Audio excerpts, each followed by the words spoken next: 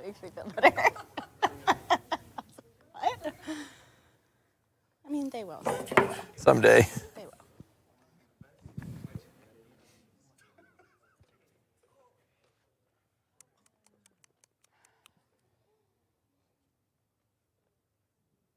My hands are cold.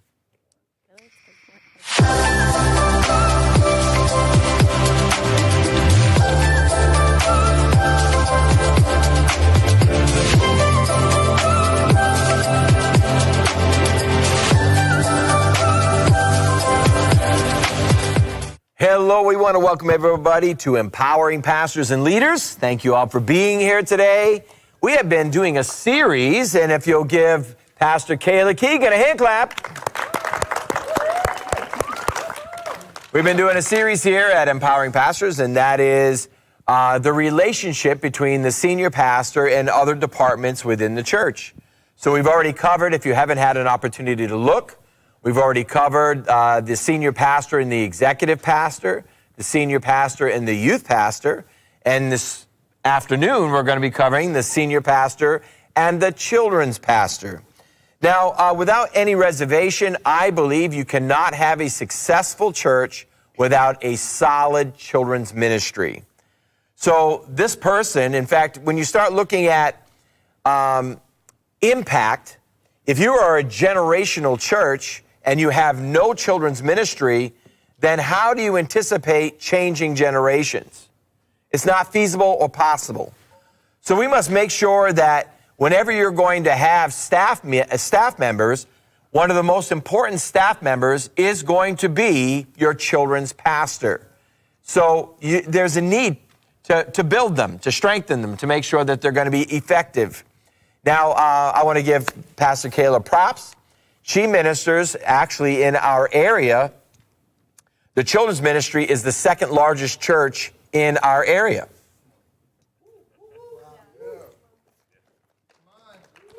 Crush it. Between Sundays and Wednesdays and Thursdays, ministering to almost 200 children every single week.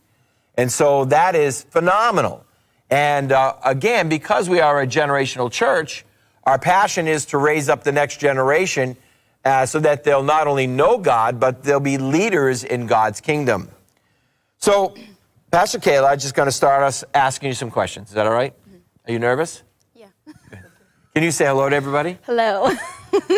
The camera's right back there. Hi. Can you say hello to the camera? How are you? Nice to see you. Glad you're here today. She's glad. There, see, there you are. So I want to ask you a question. Number one, what is your greatest challenge in children's ministry today? That would probably be wearing a lot of different hats and making sure that each hat is done correctly. In children's ministry, you have to be able to do administration. There's a lot of administration. Thank you. There's a lot of structure that you have to build for so you can match what the senior pastor is trying to do, and then not only match it, but make sure it's strong enough to grow. You do need to love children and believe that the impact that you're doing is not only just playtime or fun, but also they're getting the word. But you also have to be a good leader to your team members. Can we go back to this you got to like children thing? Yeah. You really do. You know, that would almost sound stupid to say, but it is far from foolish. Because there are a lot of people that are in children's ministry that don't even like children. Right, that's true. And as a pastor, if you're over the children, you better like children. Yes. How many children do you have? 6. She loves children. Mm-hmm. Amen.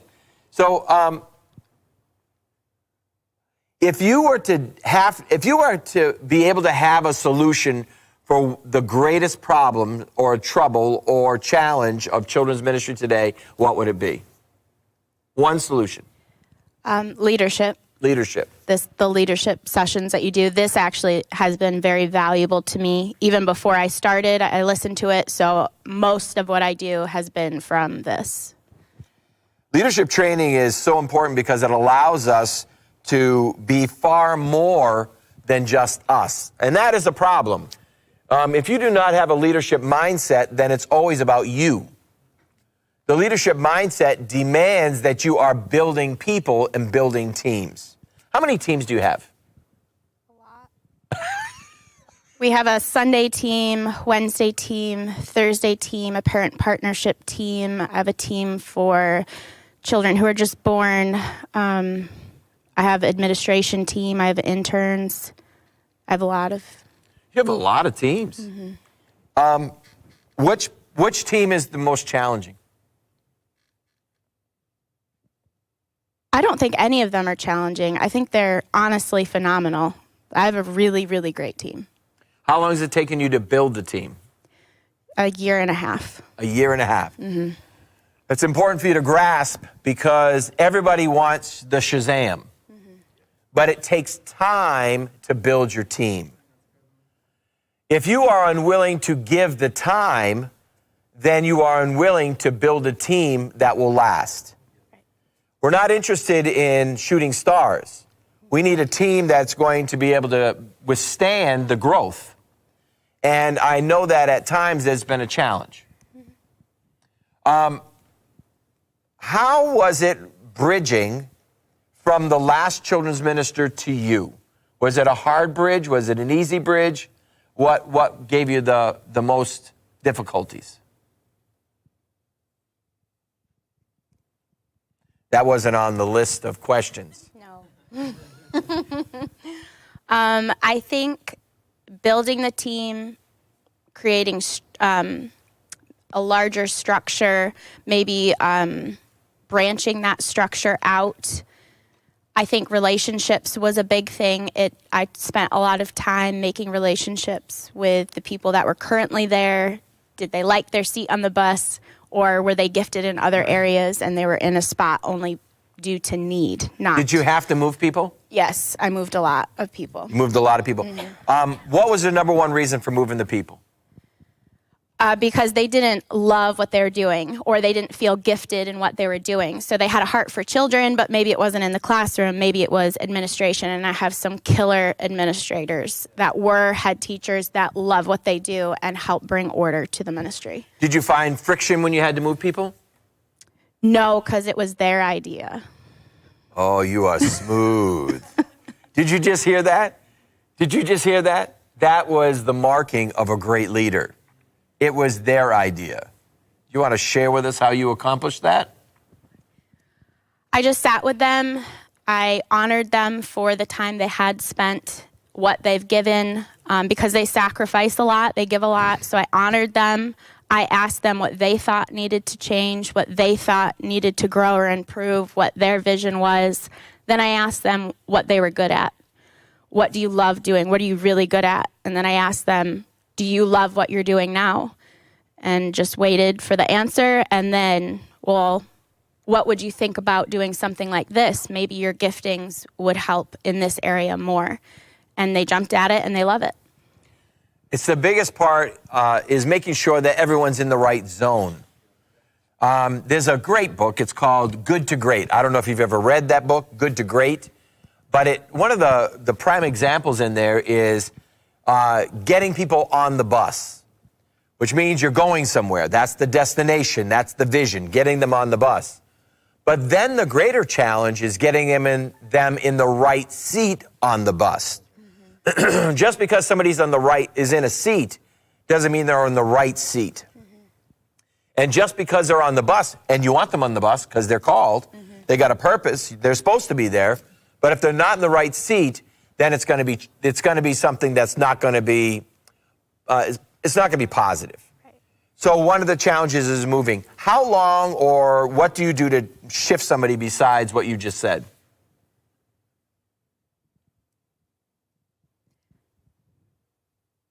If I have to shift somebody and they don't want to be shifted, it kind of happens by themselves because we have the vision that pastor has, we're pushing and we're going towards it. And we have goals and we have a culture that we carry as we execute those goals. And so a lot of times if the person is staying in a spot for their own ambition, they will fall off because they don't want to go where you're going. Awesome. Here's a question for you. This is on the list. Cool. If you could tell a pastor one thing that would help him build their children's ministry or her children's ministry in their church, what would it be? I'm in a lot of children's ministers groups, and I see the main theme being children's ministers feel like they're undervalued. And I think that is a two-sided card. I think one, every position has a thing, and I think that's a thing. But I also think making sure that your children's minister feels invested in. I'm included in staff meeting. I've made to feel like when I'm asked, my voice is heard. And so I think valuing your children's minister, not as a daycare provider, but as a minister, is very valuable. Oh, that was good. I'm about to get ready to get saved. Hallelujah. Senior pastors, if you are going to truly succeed, and as we said in the beginning, you must have a children's ministry. And what the norm is just finding anybody who's willing or able. If they're a warm body, throw them in with the kids. And I'm here to tell you that is detrimental. Mm-hmm. That is not to your benefit.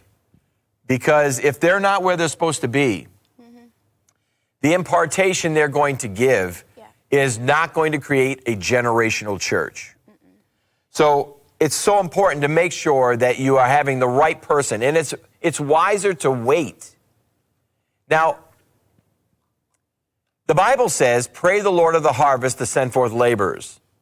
If you're a senior pastor, maybe, listen, we started as a small church. We started with 5 people. So it always amuses me when these guys say, well, you're a big church now. Listen, we started with 5 people. So we started at the Holiday Inn in Horseheads. So God's blessed us over the years. So I understand the challenges of having and looking for someone to work with youth or to work with children. But you cannot compromise. You cannot just throw a warm body in there. We've had people in the past that were mean. They were mean to the children. And they were mean to the parents. Yeah. When we had individuals that when the parents would come to check their kids in, the person would tell them that their children were hellions and that they wish they wouldn't even bring them next week. And of course they wouldn't. Well, that created a cavern within the children's ministry. Yeah. And then there were people that were working in the children's ministry that didn't like children, that were mean to the kids, like mean to the children. And the children became afraid to go to classes. So making sure you have the right person leading your children's ministry is extremely important. Now, would you agree to that? 100%. Okay. Now, we've had times where, and I'm just going to tell the truth. Okay. We've had times when you have said, I'm not bringing my children to the classroom. That is true. That is true. Why was that? Because I value, before I did this, I had my children here, that we've grown up, my children have grown up here. And I felt like my children loving church was the most important thing.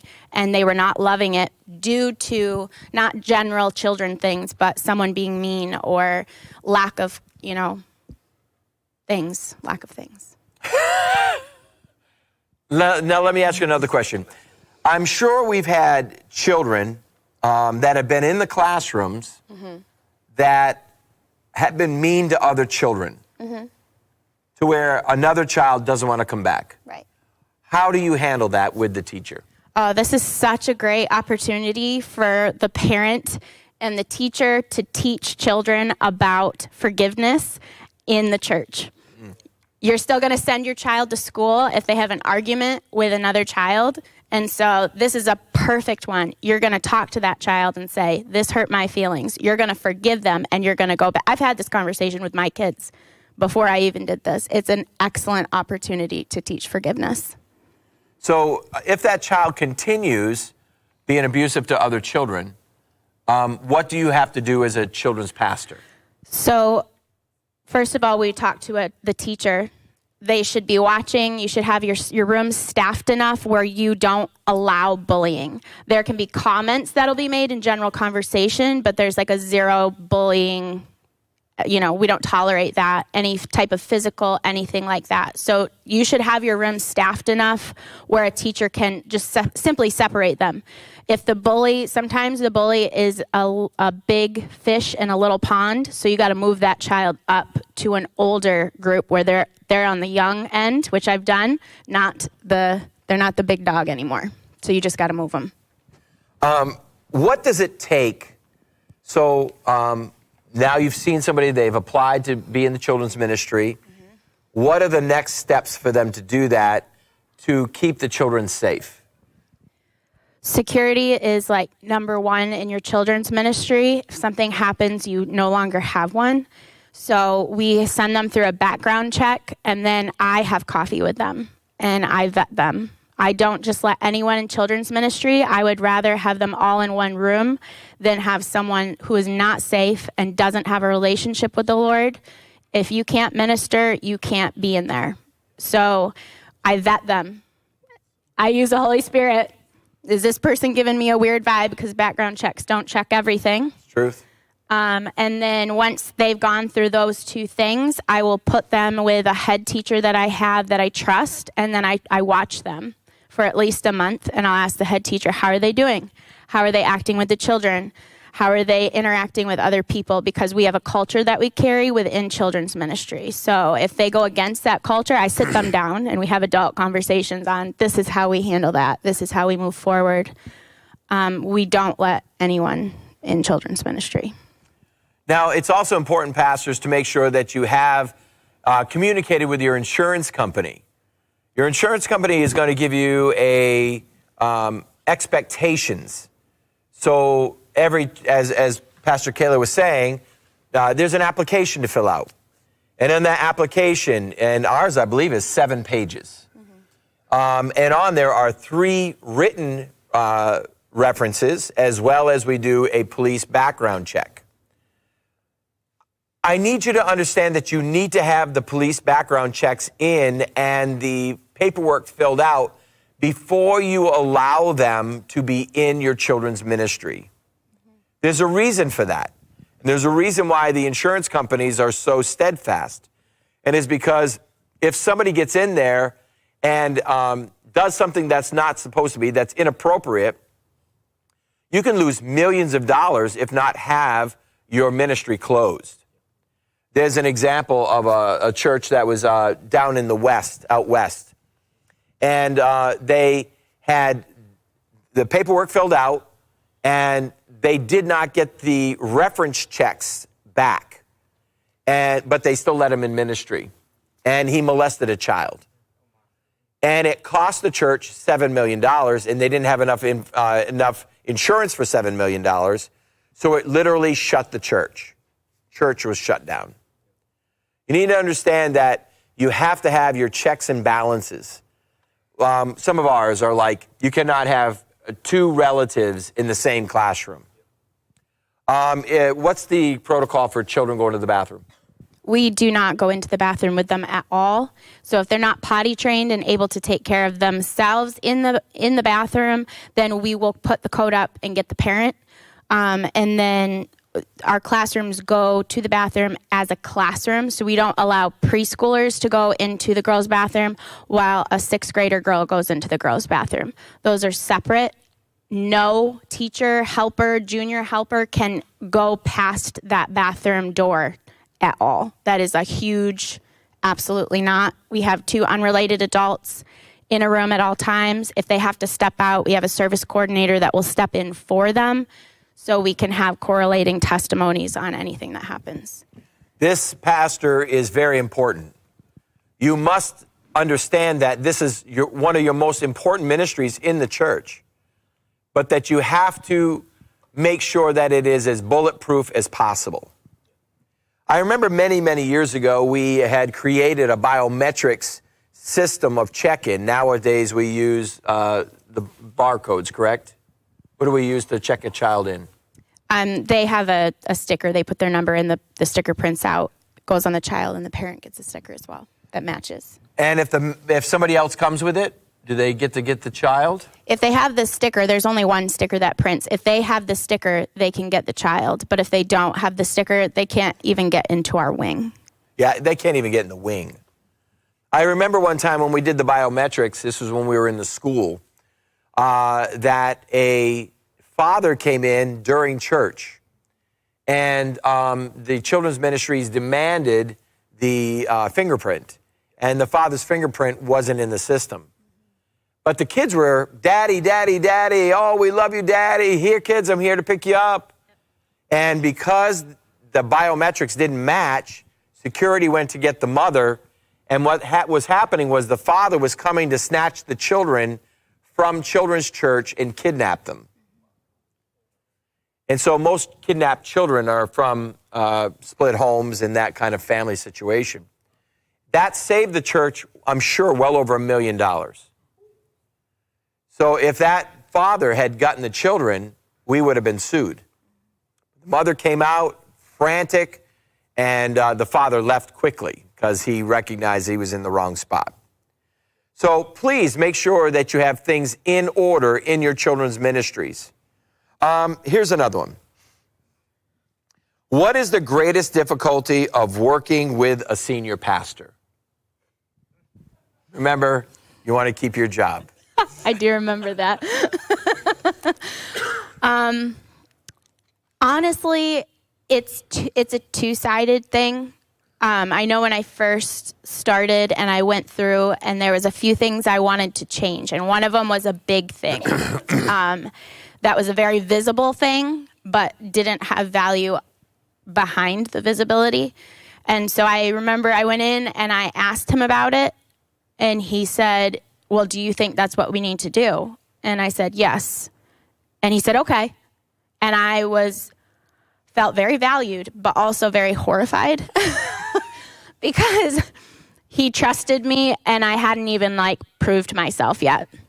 I was just in the spot, and so he trusted me that much, and that had a pretty big impact on me as far as you are giving me all the trust, so it was a responsibility. When I request something, it better be up to par because you're going to let it happen. But then on the flip side, that was very scary for me because I was I hope I'm not wrong, Were you wrong? No. Not in that instance. Not in that one. I make sure that I have a breakfast with every one of my staff members. And at that breakfast, if they need secluded time, they can ask for it specifically. Most of the time, I give a half hour for each. But, some people linger, which is great. We like that. It's fellowship, relationship. But I always have my door open for all of my staff.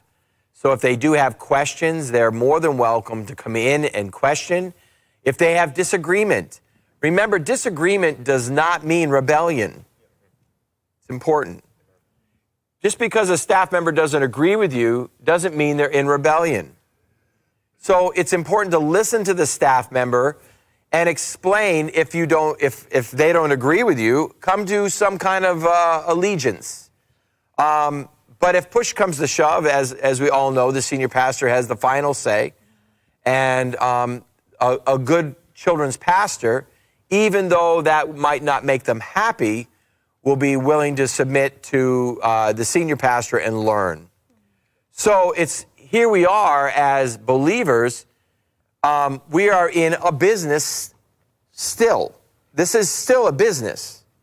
And we have to run things not only in ministry understanding, but in business understanding. So we know that teams are of the highest priority. There's no way that you could minister to all these people that you minister to. 200 with one person is just not going to happen, especially with the, I remember one fall we had, 20 some odd babies in the church? Mm-hmm.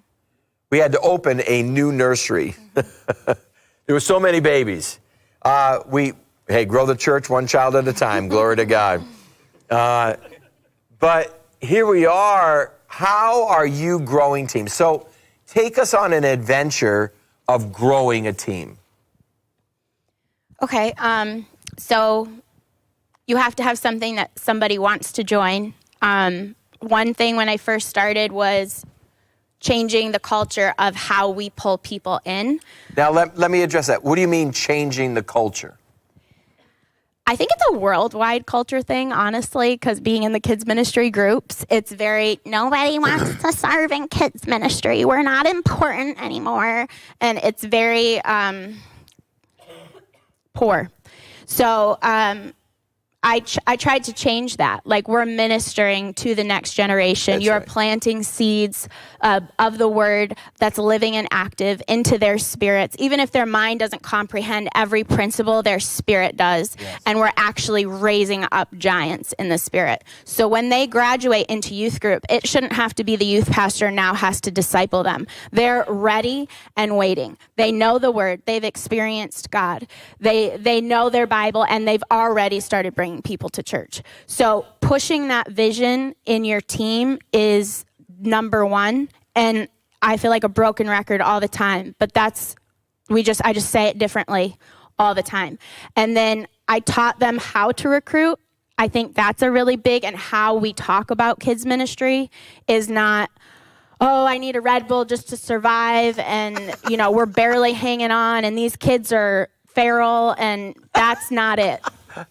These kids are great. They're fun. They're excited. They have faith that exceeds adults. You should see more miracles in your kids' ministry than the adults are seeing, because what Jesus says, that children have greater faith. Yes. So that is kind of the biggest thing. When I present it to someone, if you have someone show up to serve and they do nothing, you've wasted their time. If it's not valuable, if you don't look at it as valuable, they won't look at it as valuable. So I push value. So when I recruit someone, I tell them the value and I tell them the expectations. I don't let anyone join the team. You have to be in your word. You have to live right. And so we talk about all those things. If you're not willing to pull people up, most people in church want to grow. And if you're not setting a track for them to grow, they want there to be valued, and they want to grow. And so you have to set that expectation for them. So that's kind of how I recruit and build the team. And then how you keep the team so far is you just push vision. I spent a lot of time with my head teachers, and now we're building their teams, and I'm teaching them how to lead their teams and how to be leaders, how to push vision. We talk all the way from the head teachers meeting the parents at the door, how they're supposed to respond to parents, how they're supposed to respond to children. We've trained them in how the structure of their classroom should go. They're up, moving, they're sitting. They're up, moving, they're sitting. And it's like a wave we do. Everything's timed. We have activities for every moment. If there's free play, it's a designated time, and it's on purpose, where relationships are being built. We've how to handle conflict with other teachers, how we treat other people, how we treat parents, how we treat children, how we correct a child, because it is fun, but we still require them, again, to go to a higher level. So how we correct them. It's just, we do a lot of training. And I do that one-on-one and also in group training settings. We always do a pre-service meeting before every service. And we have a lot of checks and balances in our team. Wow. Here's a thought. What are you using for curriculum? I'm writing the curriculum right now. And we will sell it to you. In a few years. So there's a lot there. Mm-hmm. You unpacked a lot in a quick period of time. We want you to know every year we do an Empowering Pastors Conference in the month of March. And we would love to invite you, and Pastor Kayla and Pastor Cole, and we're going to have afternoon sessions and opportunities for you to be able to learn from them face to face. So if you would like to start making plans now, we're going to be posting the dates really soon. It'll be the third Monday, starts on Monday night, third Monday night, Tuesday and Wednesday of the month of March of 2025. And you'll be able to bring your children's pastor or your volunteer children's minister and bring them and allow Pastor Kayla to speak into their life, to be a connection, to be a coach, to be somebody that will be able to enhance the vision that God has in your life. So if you'll, with me, give Pastor Kayla a hand clap. Thank you so much. We appreciate you being part of Empowering Pastors today. Thank you for tuning in to Empowering Pastors and Leaders with Dr. Micheal Spencer.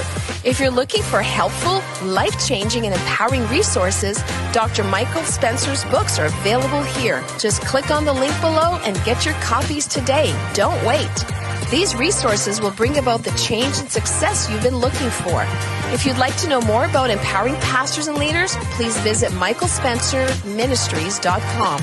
Also, if you'd like to become a partner with Empowering Pastors and Leaders, sign up online for the opportunity to do so.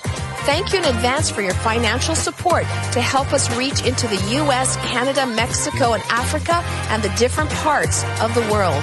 Empowering Pastors and Leaders will equip you to transform your personal life, ministry, or business to become the best leader God designed for you to be. Invest in yourself today and be the most effective leader you've ever